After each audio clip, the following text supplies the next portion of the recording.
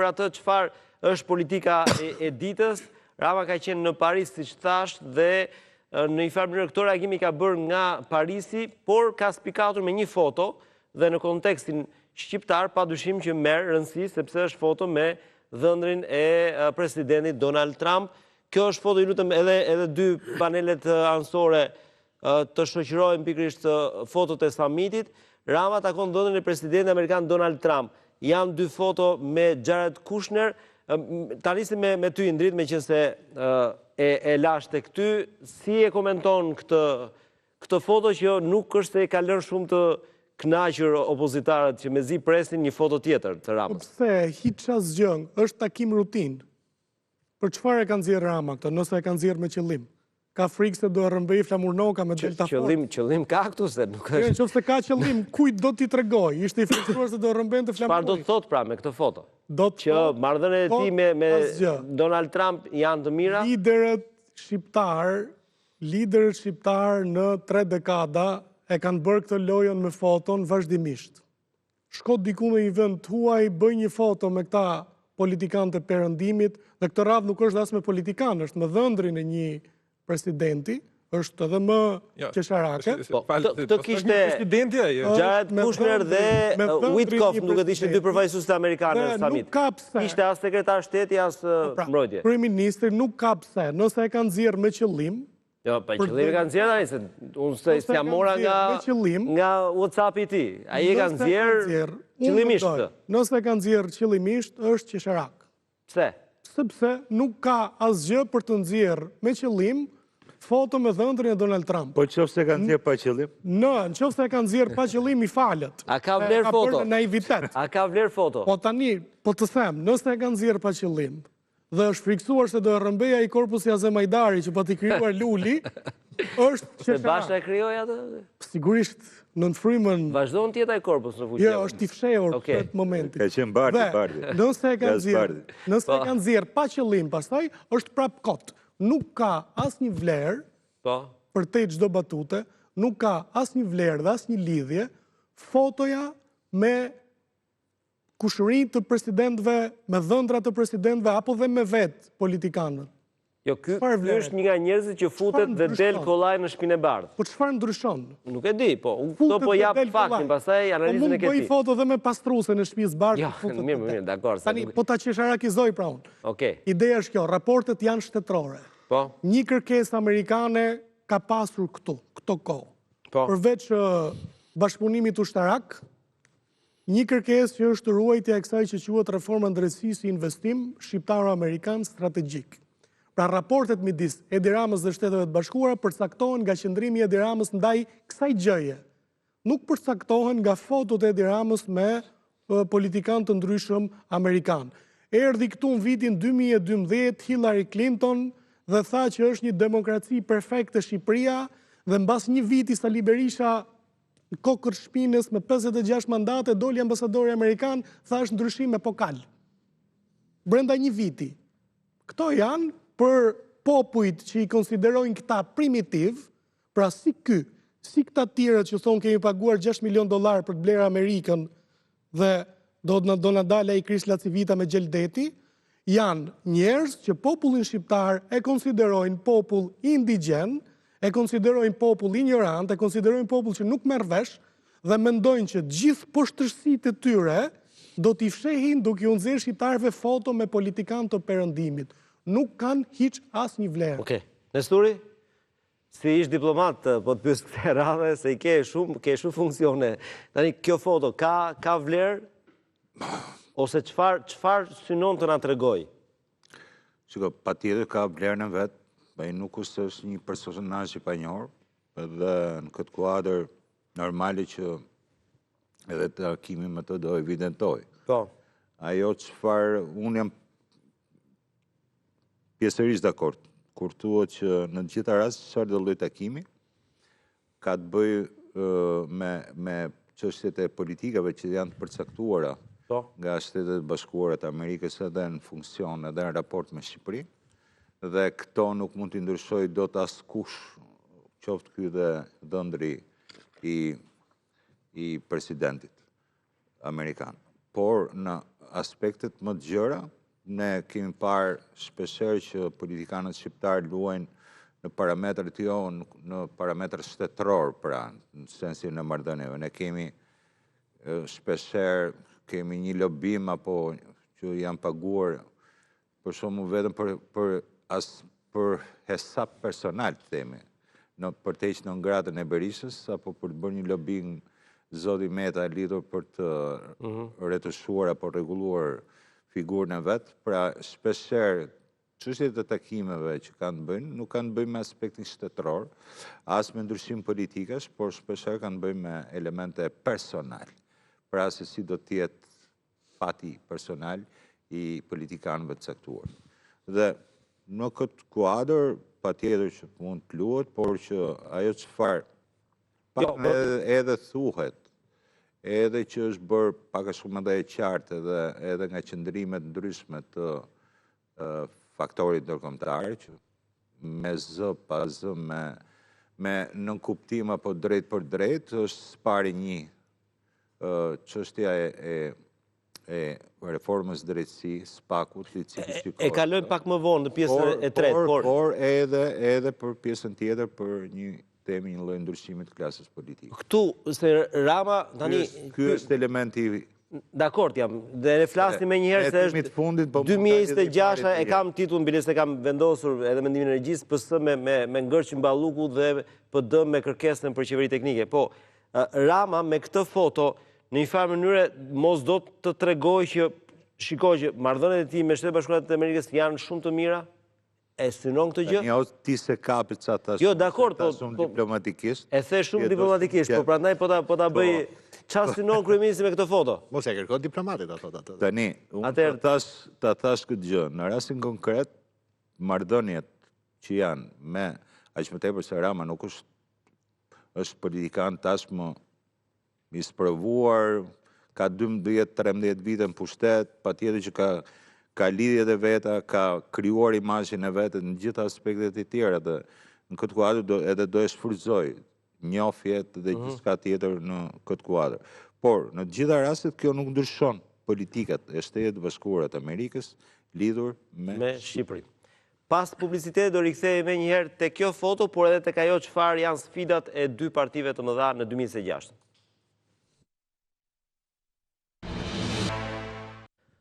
Atëherë rikthehemi në këtë pjesë të dytë, do të flasim gjërësisht për vitin 2026, por do të marrë dhe komentin e zotit Ali Beaj dhe zotit Basha për këtë foto, e cila në një farë mënyrë është një foto politike, mirëfill politike dhe ka një mesazh të mirëfill politik. Çfarë do të thotë sipas jush, zoti Ali Beaj? Tregon fare qartë. Ja ta bëjmë leximin e thjesht atë që ka synuar të bëjë Rama. Ky është Donald Trumpi, apo? Po. Ky është Rama. Rama i cili ka halle të mëdha tani me drejtësinë.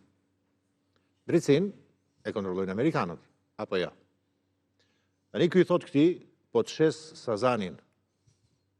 Thuaj fjalë Vjerrit, Trumpit, se kaq sempliste bëhet politika, apo është narrativ humoristike kjo? Fjalë këtyre të SPAK-ut që t'i shpëtojnë kokën këtij.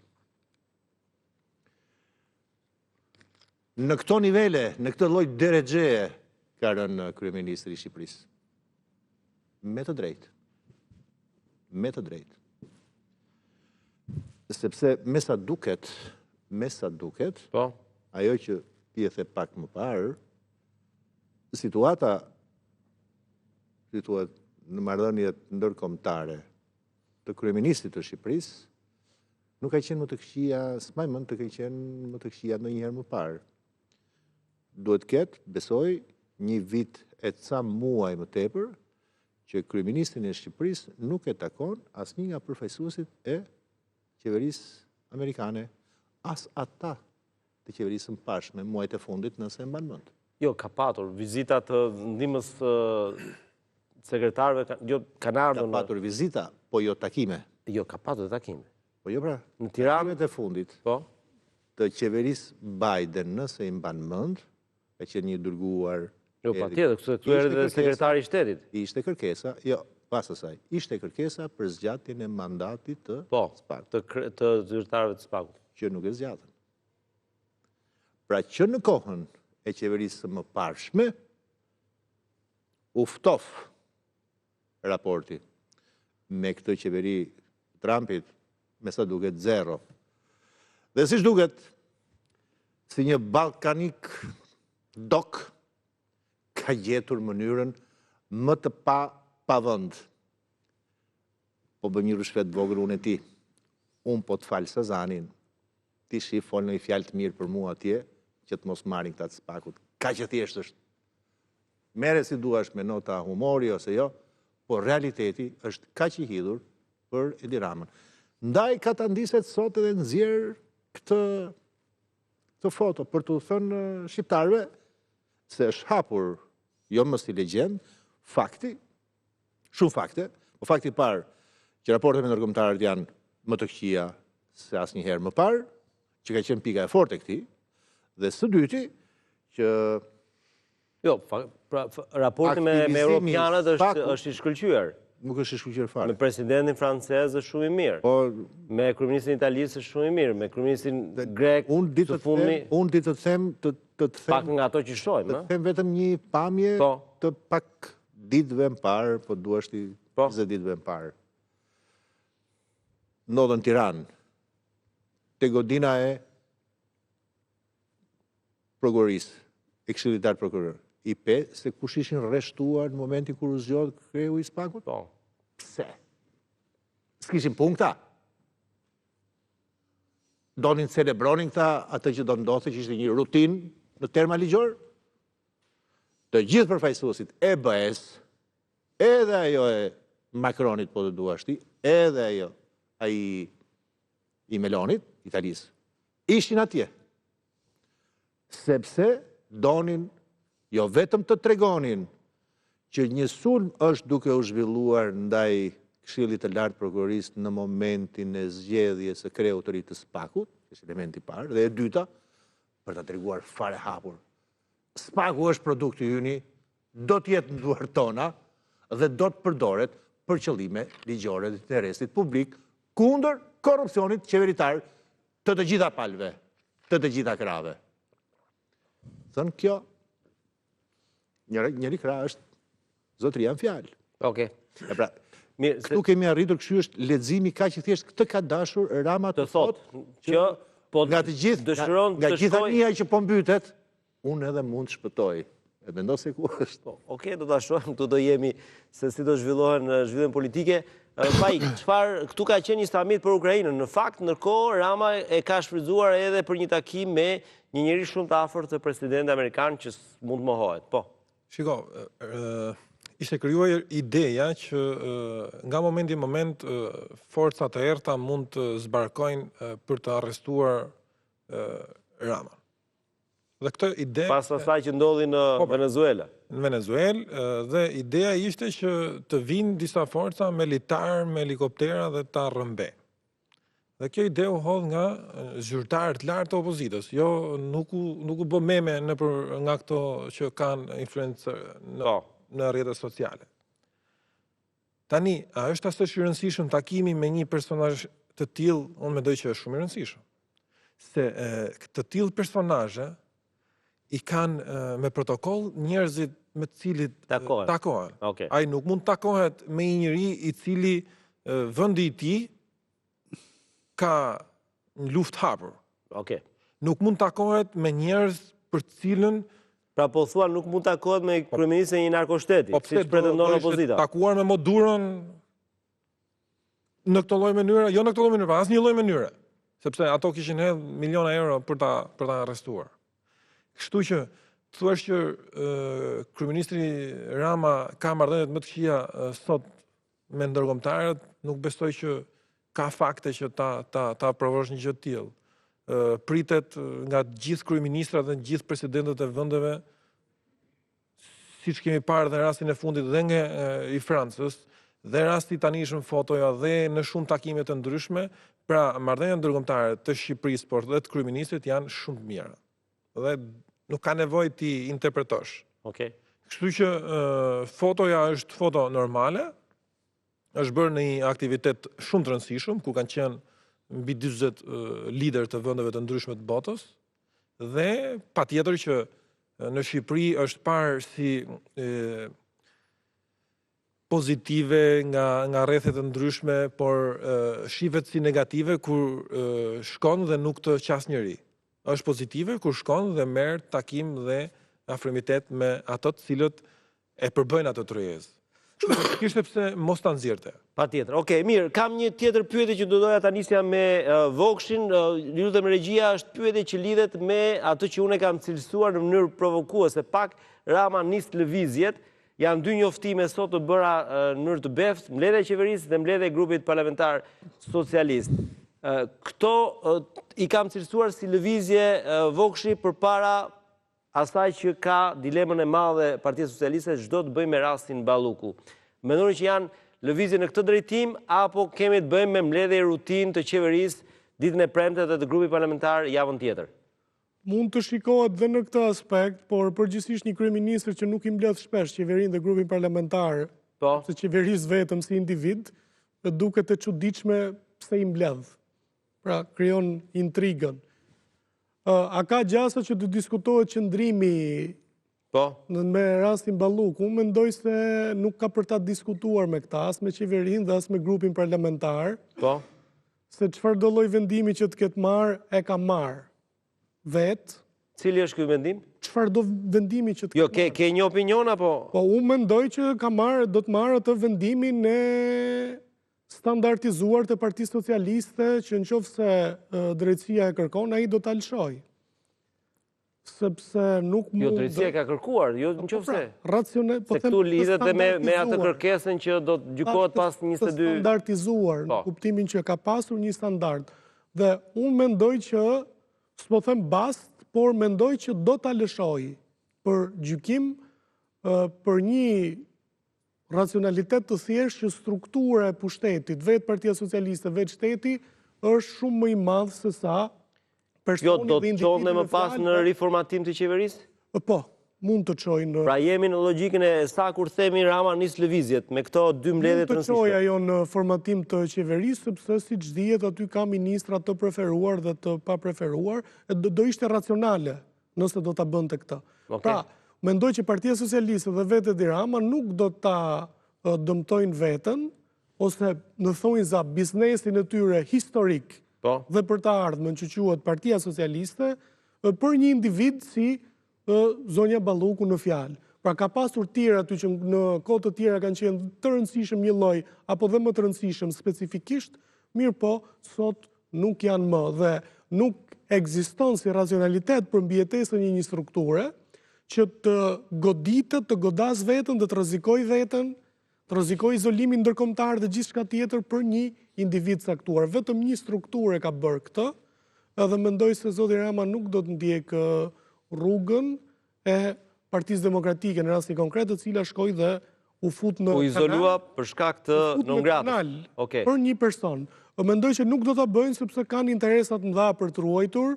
Pra është biznesi politik. Interesante kjo, se nuk e besoj... Partia Socialiste është një konglomerat... Po bërë një analogji me atë që PD-ja u ngjit pas nëngratës së Berishës dhe nuk e di se më duket të konfondoj batuta. Qëndrimi i Edi Ramës dhe marrëdhëniet e Edi Ramës do të vendosen nga pozicionimi që mban ndaj kësaj krijesës shqiptaro-amerikane që quhet SPAK dhe drejtësia e re. Pra kjo do t'i përcaktoj marrëdhëniet me Shtetet e Bashkuara, me vjerrin e atij zotërisë që ka takuar aty. Dhe Partia Demokratike e bëri këtë gaf. Shkoi dhe u fut në kanal, në llogore dhe u pozicionua, dhe u tha shqiptarëve që në zyrat e Washingtonit jetojnë armiqt e demokracisë dhe të votës lirë dhe të pluralizmit. Mendoj se vetë demokratët e bën me vullnet të lirë atë, pra sakrifikuan gjithë perspektivën dhe interesat e PD-s për hir të një personi. Mendoj se socialistët nuk do e bëjnë. Pra zoti Rama dhe gjithë klika e tij, që kanë interesa të mëdha, biznesi, interesa shtetërore dhe të përfaqësimit, nuk do të bien në këtë kurth. Nëse Rama e dinte këtë parim, pse nuk veproi më shpejt? Ne nuk e dim e dinte apo nuk e dinte rastin në fjalë. Po jo, ky është parim nëse del kundër ndërkombëtarëve, qeverisja të gushtohet. Rama ka vepruar faktikisht përballë çdo rasti. përballë secilit rast. Po. Nuk është se ka shumë raste ku ti ke dalë përballë prokurorisë, se ka dashur të luajë me këtë kartën që ne i lëshojmë. Pra ne nuk bëhemi pengesë për funksionimin e drejtësisë. Është vendimi strategjik i tij dhe i partisë së tij si formë ose mënyrë për të mbijetuar. Pra dhe unë nuk mendoj që do të bëj këtë gabimin që do të rrezikoj të shkrijë një strukturë të shumë fisht interesash si Partia Socialiste dhe pushteti i tij për një person. Nëse do t'i kërkohet ta dërzoj, do ta dërzoj. Nesturi? Analizë e gjithë përfshirë se kjo, pra duke lidhur dhe lëvizjet e Ramës dhe këtë që ka dilemën më të madhe, pëstoja që nga marrja e mandatit, ç'do të bëj me rastin Balluku? Shiko, realisht, unë shikoj gjërat në lidhura me njëra tjetrën dhe jo thjesht në aspektin politik të fjalës. Nëse do të lije politika të operonte siç ka qenë përpara, ku kanë njëri tjetrin përballë Rama Berishën apo Ana Sjelltas apo me aktorë tjerë, loja pak a shumë ndihej. Elementi i spakut, që është një element i shtuar dhe që është shumë ndikues në gjitha rrjedhat politike dhe në vendimarrje të caktuara, patjetër që e ka futur gjithë situatën politike të tanishme në ca rrjedha të cilat jo gjithmonë ishin menduar. Dhe në këtë kuadër, po ta marrë kështu, qoftë edhe pas këtij takimi, apo qoftë edhe në aspekte tjera që do të thonë unë, po jam shumë i vëmendshëm për të parë lëvizjet e spakut. Mos harrojmë që kemi një drejtues të ri të spakut, i cili akoma nuk ka filluar të firmos. Dhe ndërkohë që ka marrë paktën një angazhime për ta thelluar më tej hetimin dhe do mos ta dhëtë pasurive, kështu ka thënë. Akti i parë që bëri ishte ndaj zotit Berisha, që kishte shtim të akuzave ndaj tij. Jo, nuk është ajo, sepse kemi verifikuar, thjesht Berisha ka marrë një flet nga dosja dhe ka lexuar, nuk është se ka një shtim të akuzave. Këtë e kemi konfirmuar nga prokurorët e çështjes. Nuk e di, po zoti Berisha ishte shumë i trembur, qoftë nga e flet, nëse ka vjet, dhe dëshmon që ka probleme të cilat mund ndikojnë edhe në këtë aspekt. Nëse do ketë shtim akuzave është tjetër gjë, por ajo që ka lexuar Berisha është thjesht një pjesë, një flet nga dosja e tij. Shumë i trembur ishte pra. Dhe dosja është mbyllur, e dim gjithë që s'ka më çat shtohet akuza për një dosje që është mbyllur. Dosja Partizani. Jo, po flasim për dosjen Partizani. Okej, ajo që lexoi ai ka qenë pjesë e dosjes Partizani. Prandaj po them që ne po flasim për okej, të tjetër gjë është ecim. Pak nga informacioni që rodhën. Unë nuk se jam aty.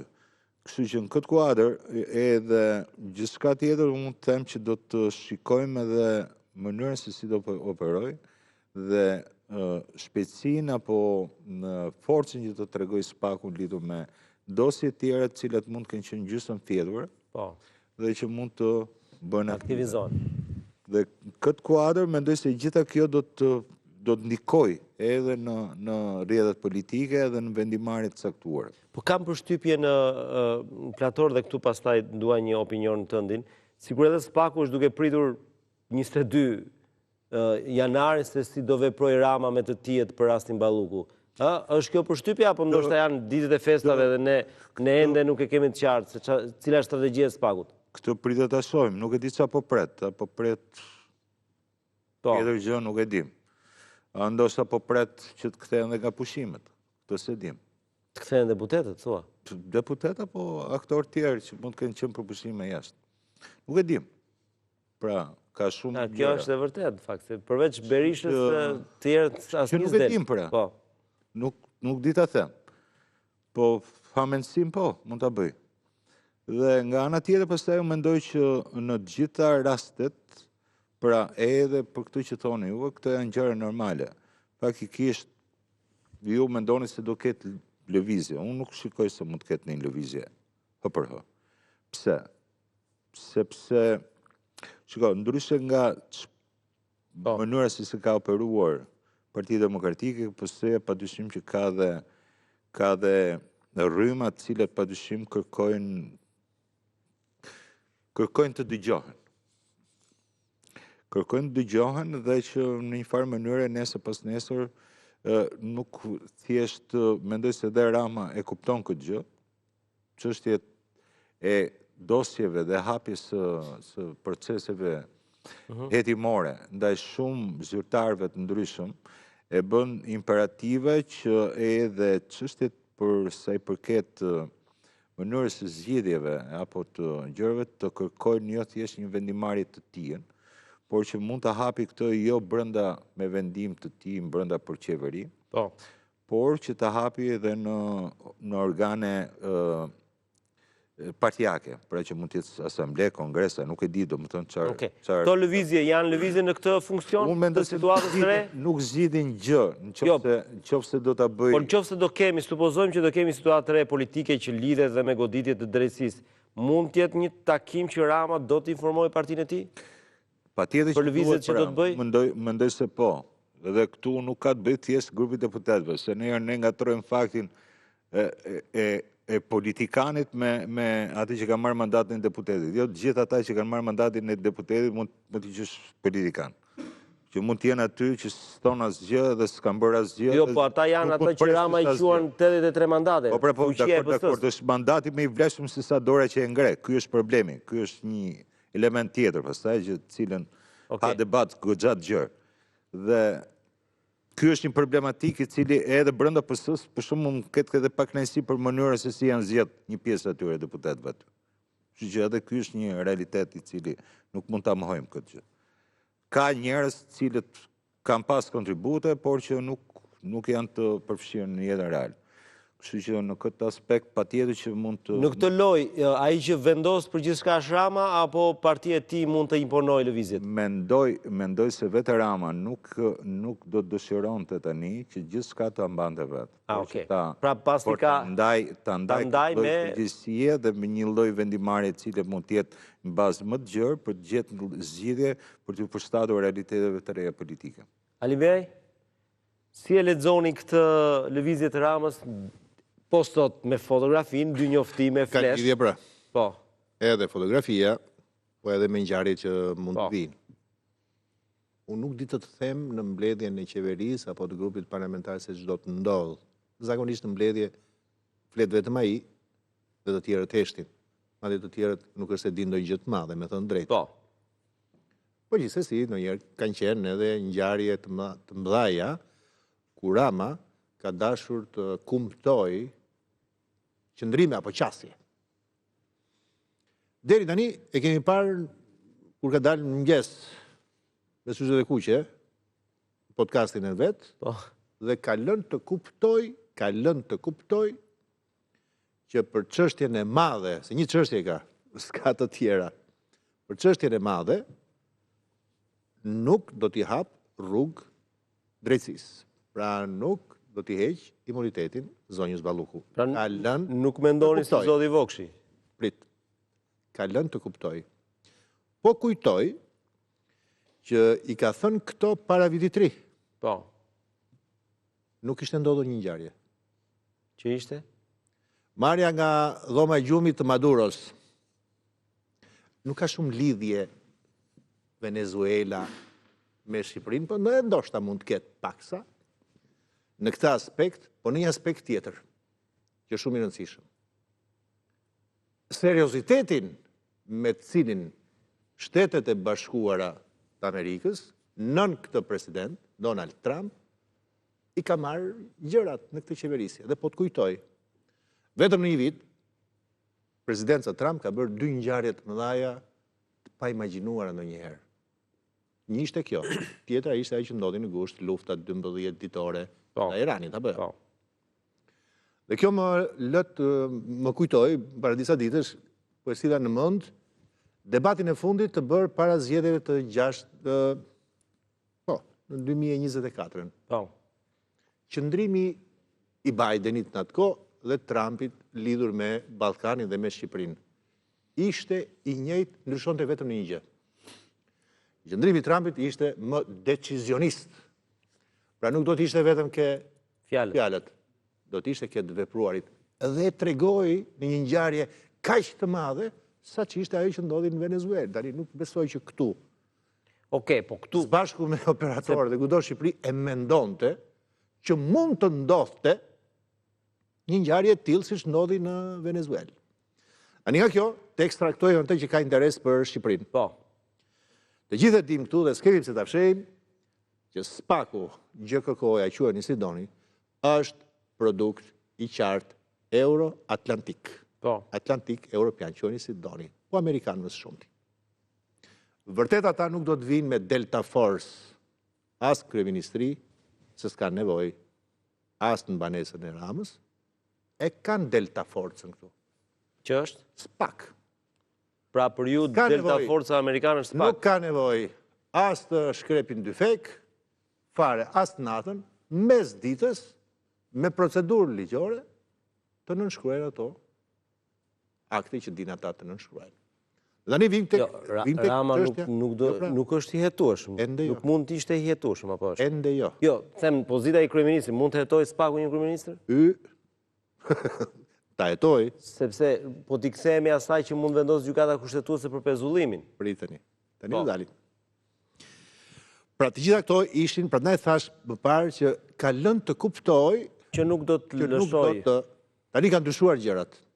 E besoj që Rama është aq edhe i lexuar dhe i informuar për të kuptuar, siç edhe Marco Rubio tha, që me këtë president don't play game. Luani me Trump. Dhe mos luani me SPAK-un.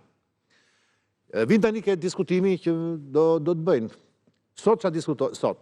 Pra, këtë muaj. Po, në janar. Diskutohen dy gjëra, Denis. Po. O do të thyet SPAK-u që ndronë Rama, kur them Rama si pozicion, si qasje, që nuk heq imunitetin, se atyre vendos kufirin të thana, se kanë shkelur, këto ka thënë apo jo? Po. Ose që ndronë SPAK-u dhe thyhet Rama, dhe kur them thyhet Rama, jo vetëm Rama, modeli balkanik, arrogant, që sa herë i pëlqen ose është favorin e tij e përshëndet, dhe në momentin kur i kthehet kundër, e sulmon. Ndaj, ajo që vendoset është një gjë shumë e madhe, dhe do të vendoset shumë shpejt. Unë nuk di të them, Indriti mund të ketë të drejtën linjën e vet arsyetuese që mund të jetë racionale, që Rama të mos bëj atë që bëri Berisha, që ndërvu Shtetet Bashkuara të Amerikës, që lindën Partinë Demokratike këtu e 35 vite më parë, ky dhe mund të mos e bëj, po nuk e di sa i lirë është. Kjo është pyetja. Po të ishte i lirë, do ta kishte bërë kom parë, siç e bëri me Veliajn, apo jo? Tak, e hodhi Veliajn që në momentin e parë, Ametajn, Ilir Beqan e me radhë. Kush ka probleme me drejtësinë, ka thënë, ti zgjidhi vetë atje. Heqi Veladonin e Partisë Socialiste dhe të shkoj atje bukur. Vetëm në këtë rast ka pasur qëndrim totalisht ndryshe. Këtu do të duhet gjetur përgjigja. Cila ka qenë arsyeja se përse në këtë rast mbajti këtë kurs përplasje dhe sot që flasim është në kurs përplasje. Kurs përplasje me drejtësinë, kurs përplasje me ata që mbështesin drejtësinë. Se ç'do të bëj unë nuk e di. Unë di të them vetëm këtë gjë, pra ta mbyll o njeri o tjetri thyet. Tani, në momentin kur në parlament do të vi çështja e heqjes apo jo të imunitetit. Po gjykata kushtetuese mund ta thyejë Ramën apo s'ka lidhje me? Asnjë lidhje. Pse? E di pse? Vendimarrja e gjykatës kushtetuese ka rëndësi për precedentin apo jo? Jo, nuk ka më. Jo për rastin Balluku, po për precedentin. Po precedentin është tjetër gjë, po flasim për rastin konkret. Okej. Që ta bëj të qartë se e kam dëgjuar këtë. Po. Te Rama ka thënë do presin, do lexojmë vendimin e gjykatës kushtetuese. Nëse vendimi i gjykatës kushtetuese është pro linjës së Ramës, ç'a ndodh me Ka asnjë lloj, pra këtë po them, këtë po mundohem të them. Sa kohë që kishte vetëm një kërkesë nga SPAK-u, pra ishte kërkesa për pezullimin nga detyra, kishte vlerë edhe vendimi i gjykatës. Okej. Ai që u dha, apo ai që do t'jepet. Ama me evoluimin e ngjarjeve, kur SPAK-u tashmë e ka lënë mënjan kërkesën për pezullimin nga detyra dhe kërkon një mas tjetër. Arrest për ministrin. Madje e ka zvendësuar, kush e ka lexuar, një sy stërvitër e kupton. Heq dorë me fjalë të tjera, të varfra, heq dorë nga kërkesa e parë. Nuk më duhet më, se nuk më kryen punë kërkesa e pezullimit. Tani më duhet një nga arrestet, çështja në gjykatë kushtetuese ka zero vlerë për spakun. Ajo kërkesë është pezull dhe do të mbetet pezull aty, dhe ajo kërkesë nuk është thjesht çështja balluku, është çështja e raporteve të modelit qeverisës shqiptar përfaqësuar edhe nga ky, po dhe nga Sali Berisha. Mirë, do të jap fjalën zoti Basha, po pas edhe asaj se çfarë u tham parë që kanë filluar të gëzojnë sa se me që po ndodh për rastin Maduro. Jo. E kemi pas pak entuziazme. Do të diskutojnë se besoj aty e Partisë Demokratike, se edhe Partia Demokratike ka lënë diçka me vlerë ditën e premtes, siç thot ajo, por deri tani i është refuzuar si tryezë e opozitës nga 3 parti të reja. Pas pak.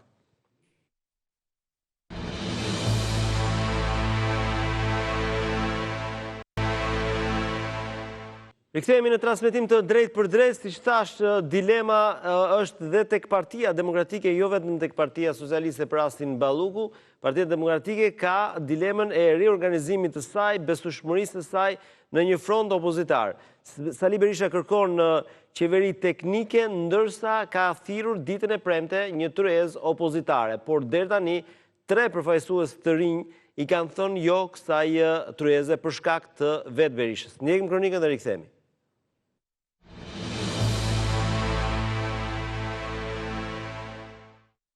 Të gjitha partit pa përjashtim do ftohen. Ne mendojmë se koha është për të krijuar një front të gjerë opozitar. I vetëdijshëm se PD nuk mund të jetë vetme në betejë kundër Edi Ramës, e veçanërisht në valën e protestave të qëndrueshme që premton në janar, Sali Berisha thërret në ndihmë të gjithë faktorin opozitar. Ai ka drejtuar ftesë të gjitha partive të opozitës për të marrë pjesë në takimin që e ka quajtur zgjidhje për Shqipërinë. Por ftesa e tij është refuzuar nga të rinjtë e politikës, që në zgjedhjet e fundit, por edhe aksionet me protesta kanë treguar forcë numerike. I pari që u deklarua kundër ishte Arlind Qori, që me Berishën thotë sërish se nuk do të ketë kurrë bashkëpunim. Jo dje, jo sot, jo nesër. Lëvizja Bashkë nuk ka për ta ndyrë kurrë veten për të qenë pjesë e një sistemi të vjetër dhe të korruptuar politik. Ne jemi për rrëzimin e qeverisë korruptuar të Ramës dhe bashkë me të edhe të gjithë këtij sistemi të kalbur, të vjetruar, të korruptuar dhe servil ndaj oligarkisë ekonomike. Bashkimi që na duhet është bashkimi i qytetarëve, i njerëzve të ndershëm. Edhe Adriatik Lapaj nuk ka kohë për tryezat e thirrura nga kreu i PD-s, pavarësisht ftesave të vazhdueshme që Partia Demokratike i ka bërë. Për të është koha e protestave në shesh dhe jo e tryezave. Në një përgjigje për Report TV, Shqipëria bëhet thotë se nuk do të jenë në takim dhe se Lapaj do të vijojë të jetë në shesh edhe të premten.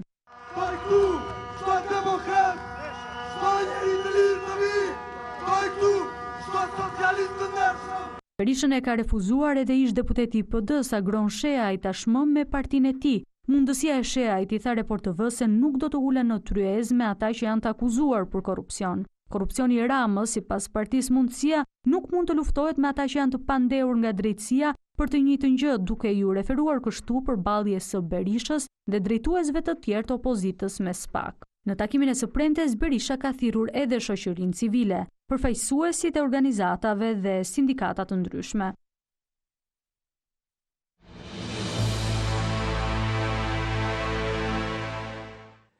Mirë, jemi kthyer në situatën e opozitës që në një farë mënyrë pret atë skenarin të Venezuelës për sa i përket fatit e Edi Ramës, por ka një problem me vetveten sepse nuk arrin dot as të afroj aleatët e tjerë. Dhe këtu është Adriatik Lapaj, është Agron Sheaj, por edhe Arlind Qori që i kanë thënë jo tryezës. Kështu që i bie që tryeza e opozitës të jetë me aleatët e përhershëm të saj. Këtu, zoti Basha, ju e përmendët pak më parë që opozita këtë e ngriti shumë atmosferën për këtë rastin e Venezuelës. Ndërkohë, pse sipas jush nuk ka ngjashmëri mes dy vendeve? Shiko, jo që nuk ka ngjashmëri, po është nuk e di, është shumë dashakeqës ta mendosh që Shqipëria është me të njëjtat kushte si Venezuela. Domethënë, në një shtet ku si Venezuela, ku krimi organizuar, mafia, bandat, institucionet, nuk kishin dallim. Do me thënë, pra, presidenti një vendi ishte në krye të gjithë aferave dhe të gjithë drejtimit dhe linja e komandimit dhe të gjitha shtetet shtetërore i kishte vendosur në dispozicion të interesave të tyre personale të faktuara. Kishte një përplasje të fortë me Shtetet e Bashkuara të Amerikës, kishte dëbuar gjithë kompanitë të cilët kishin investuar nga Shtetet e Bashkuara të Amerikës në Venezuelë, kishte arritur një marrëveshje ku Rusia dhe Kina ishin bërë faktor kryesor vetëm 70 milje larg Shtetet e Bashkuara të Amerikës, vazhdonte të bënte marrëveshje në dëm të Shtetet e Bashkuara të Amerikës, mos flasim pastaj për tonelata kokainë që shkonte dhe është një armë e cila sot po e dëmton jashtëzakonisht shumë SBA-n. Duhet pranuar që sot nëse dikur terrorizmi ishte kërcënim serioz për botën dhe për Shtetet e Bashkuara të Amerikës, sot trafiku i armëve dhe i lëndëve narkotike është një armë që e ka dëmtuar dhe po e dëmton jashtëzakonisht shumë Shtetet e Bashkuara. E kam thënë dhe e them që nëse presidenti Trump nuk do bënte një ndërhyrje në Amerikën Latine dhe prandaj dhe është tërhequr ndoshta paksa nga Europa për të fokusuar drejt kësaj lufte, për 10-15 vite do kishte një problem të jashtëzakonshëm me rinin dhe me të ardhmen e Shtetit Bashkuar të Amerikës.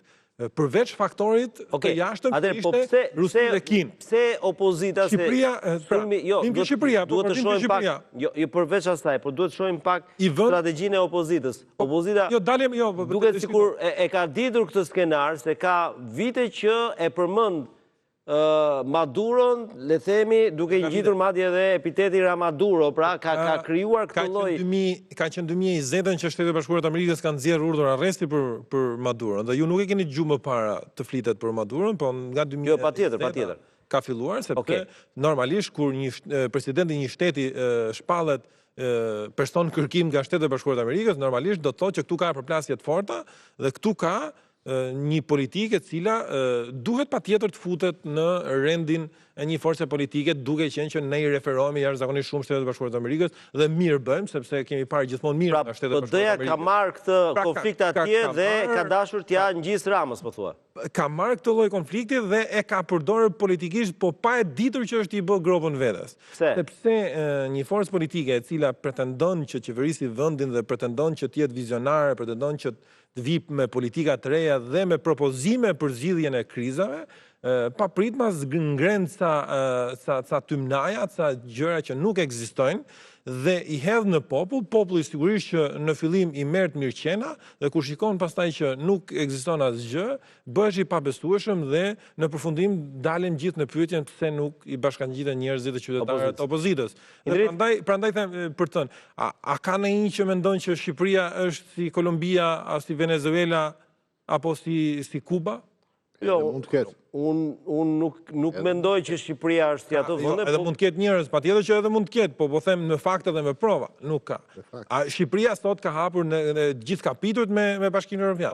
Shqipëria sot, kryeministri i Shqipërisë është një nga liderët më të respektuar në çdo tryezë që bëhet nga Bashkimi Evropian dhe edhe Shtetet e Bashkuara të Amerikës dhe ne sapo e komentuam një foto me një nga njerëzit më të afërt presidentit. Pra ne kemi Shqipërinë e cila organizon dhe bashkëdrejton tryeza për të mbështetur vendet të cilët janë nën agresion. Shqipëria në OKB ka zërin e saj dhe mbron fuqishëm të drejtat e lirit. Shqipëria ka 10.000 ushtarak që ne si përmendim, të cilët kanë kryer misione ushtarake krah për krah ushtarakëve të Shtetit Bashkuar të Amerikës. Kjo është e vërtetë.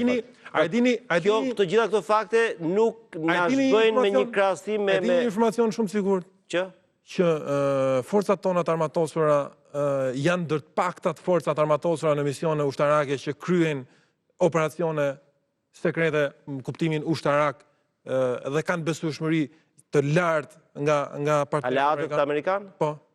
Pra u besohet misione vështirë. Ky do të thotë që ky është një vend i cili është qartazi jashtë çdo lloj mendimi ta krahasosh me një vend të tillë. Dhe kur ti pastaj ngren këto tymnaja, normalisht që do bëhesh i pabesueshëm.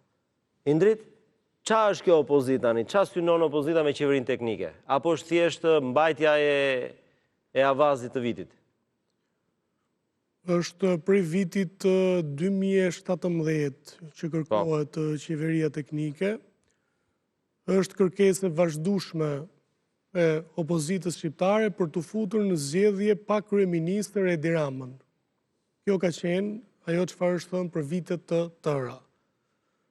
Dakord, ne nuk krahasohemi me Venezuelën, dhe s'e kemi pasur këtë ambicje kurrë, por s'kemi bërë krahasimet tona me Venezuelën, por nuk krahasohemi as me standardet europiane të mirëqenjes dhe të institucioneve, pra jemi shumë larg edhe atyre standardeve. Opozita tani e kërkon qeverinë teknike si mënyrë për ta eliminuar vetë Edi Ramën pas zgjedhje. Nuk mund të ndodhë ajo, se nëse Partia Demokratike ka 50 mandate, ky thot kam 83. Dhe nëse këta thonë me 50 kemi fuqi destabilizuese, ky thot edhe unë kam fuqi destabilizuese. Se këta e konsiderojnë në strukturën e Partisë Socialiste si Edi Rama babagjyshi viti 3. Por nuk ka dalë ende në pozitat e agresivitetit për të kërcënuar me destabilizim. Po. Dhe nuk mendoj se do dalë dhe do shkoj aty. Opozita kërkon që të futet në zgjedhje pa Edi Ramën.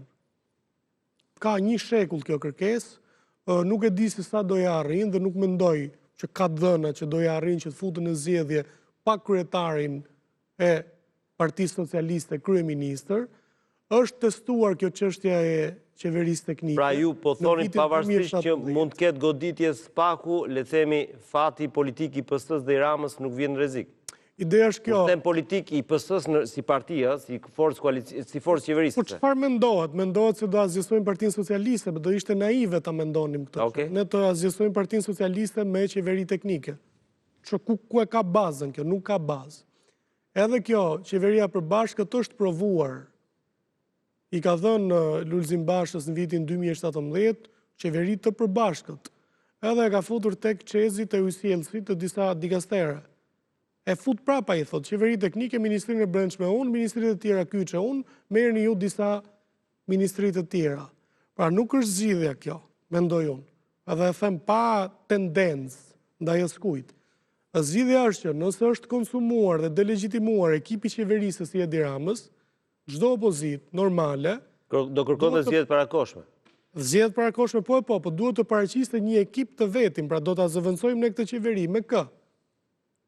Nëse pretendohet që qeverinë e vitit 2025 do ta zëvendësojmë me qeverinë që është votuar masivisht kundër në vitin 2013, ky është një problem sepse nuk mendoj që shqiptarët, por dhe ne këtu, jemi të gatshëm për të bërë një riciklim.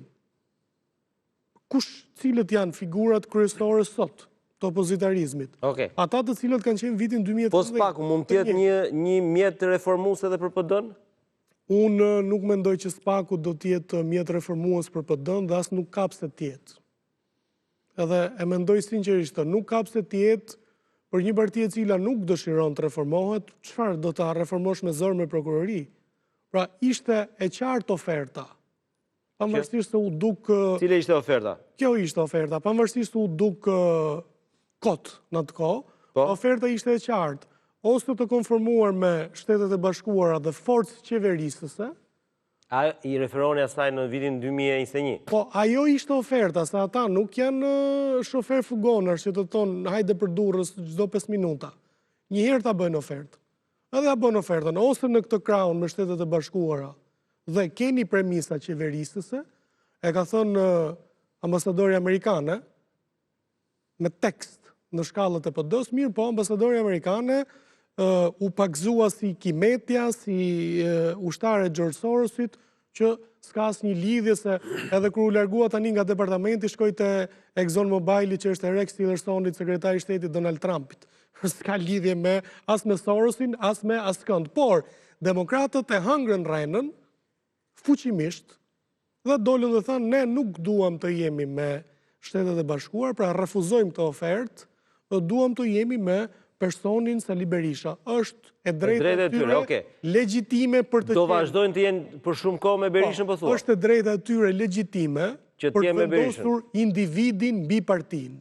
Pra gjithë lufta që u bë për të vendosur partin mbi individin dhe për të mos shkrirë një parti politike ose për të mos e defaktorizuar për ta bërë forcë të papërshtatshme për pushtet, të tjerët, pra shumica që u përmend shumë në atë kohë, deshe një zgjidhje tjetër, deshe një parti e cila i nënshtrohet individit dhe jeton për individin. Dhe në këto kushte ka qenë e vështirë ndërtimi i një ekipi qeverisës zëvendësues. Pra, është e drejtë të thuhet që qeveria e Edi Ramës ka humbur legitimitetin dhe nuk i gjen dot vetes asnjë arsye për të thënë se pse duhet vazhdoj të qeverisë. Ka vetëm këto pjesën e Bashkimit Evropian.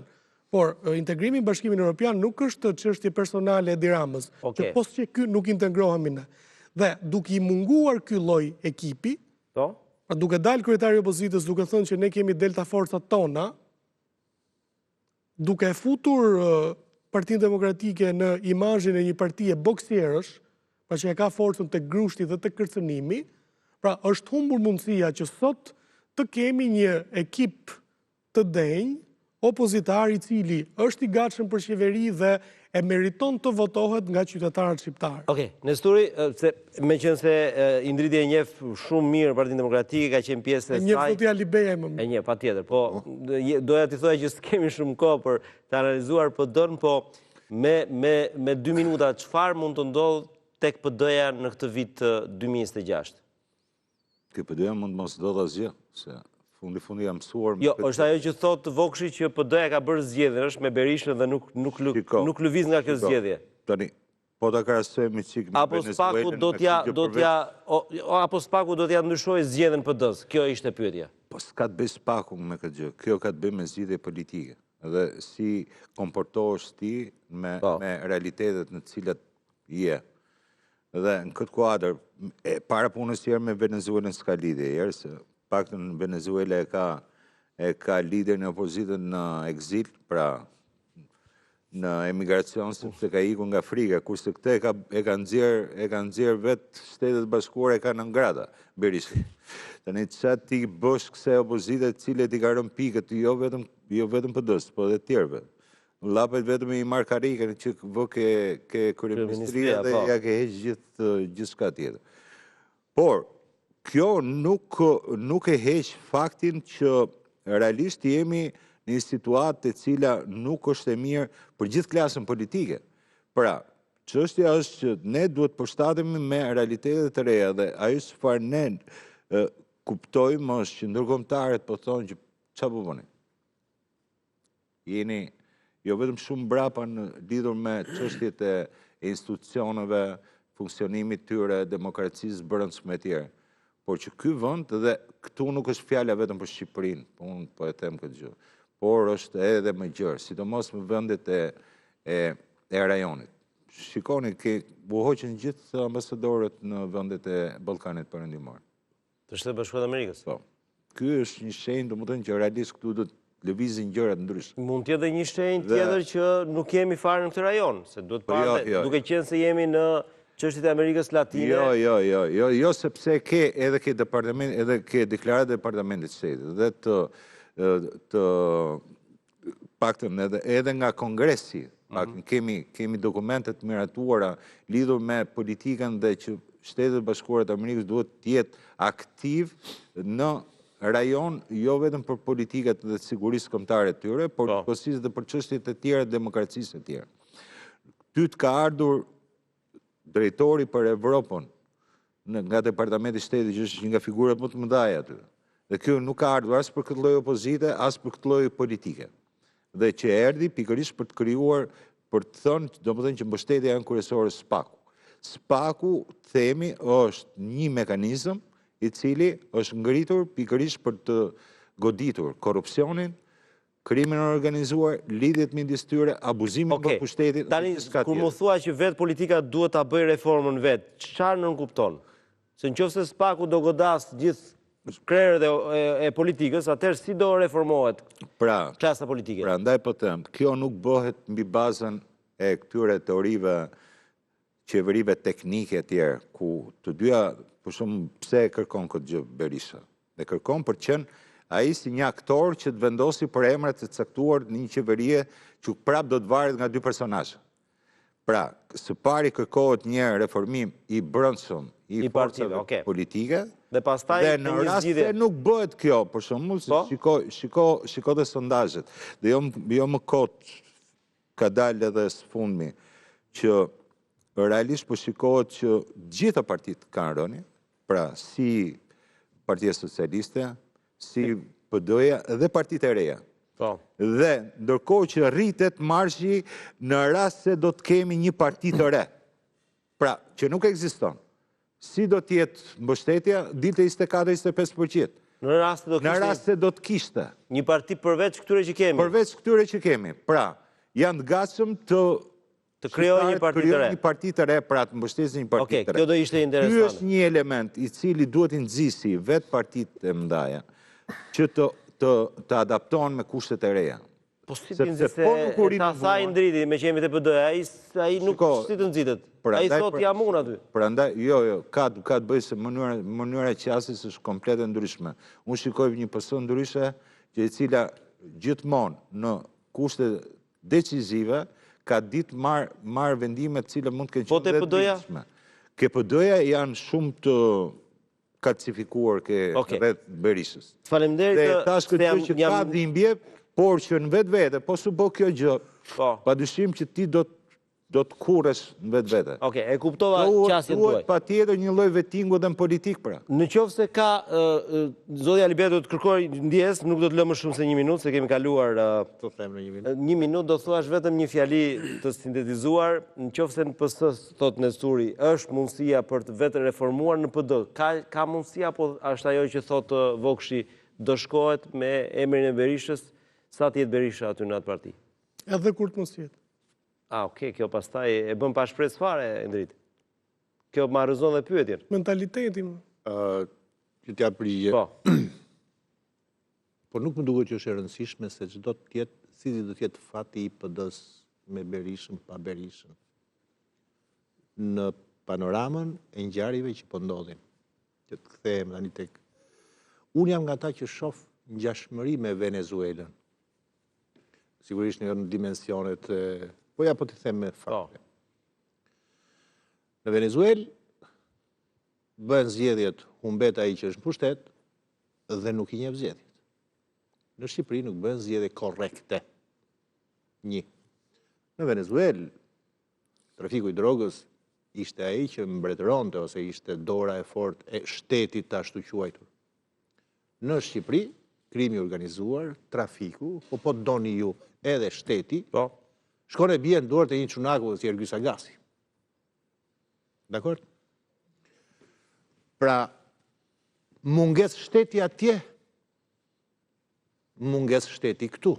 Dhe këtu është edhe më e rëndë, se ti edhe një antar i NATO-s, ke aplikuar dhe për Bashkimin Evropian. Je madje edhe në një situatë, në një rajon shumë delikat. E fund nga kërkesë që ju bë Venezuelës sot kam përshtypjen, ishte kërkesa që kësaj presidentes së re të largonte të gjithë përfaqësuesit nga Kina, nga Rusia e me radhë.